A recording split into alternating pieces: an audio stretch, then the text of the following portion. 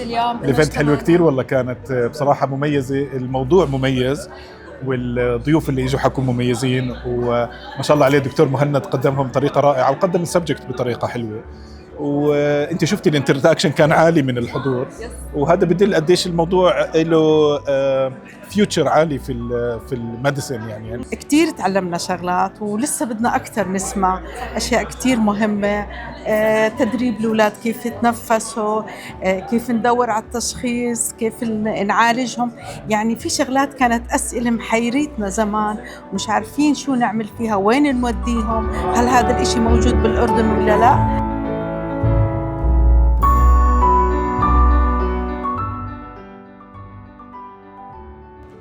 يعني كثير من مشاكل الأطفال اللي بيكونوا يعني سواء behavior يعني سلوكيات خاطئة أو تحصيل سواء في الروضة أو في المدرسة بيكون متدني، هو الأساس مش مشكلة ذكاء الطفل أو إنه مشكلة إنه الطفل ما بيركز. الطفل ما عماله بيركز، ما عماله بيفهم، ما بتصرف تصرفات غريبة لأنه هو في عنده مشكلة مرضية وهي طيف انقطاع النفس والشخير.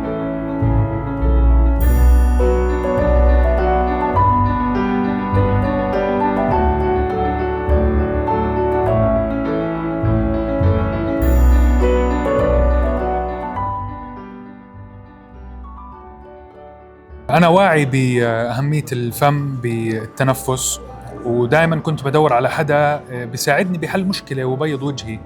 دكتور مهند حسيته كتير فاهم، في أكثر من مرة وقفنا مع بعض كنا بنتناقش في الموضوع وحبيت العلم تبعه. يعني حسينا أنه أنا وياه بنحكي بنفس اللغة في الموضوع هاد، وإن شاء الله يعني يكون في بارتنرشيب حلوة بيننا وبينه. ويعني شغله عاجبني، شفت على كم مريض ما شاء الله كلهم بشكروا فيه، وإن شاء الله أكون بيضت وجهه كمان. يعني احنا بالمركز الأوروبي بنستخدم بروتوكول اللي هو عبارة عن مايوفانكشنال ثيرابي بالإضافة للأورال أبلاينس لحتى نصحح طريقة التنفس، وكمان ليزر لرفع منطقة سقف الحلق. شو رأيك بهذا البروتوكول؟ أنا مع هذا البروتوكول، وإن شاء الله بالمستقبل رح يكون في تعاون أكثر وأكثر.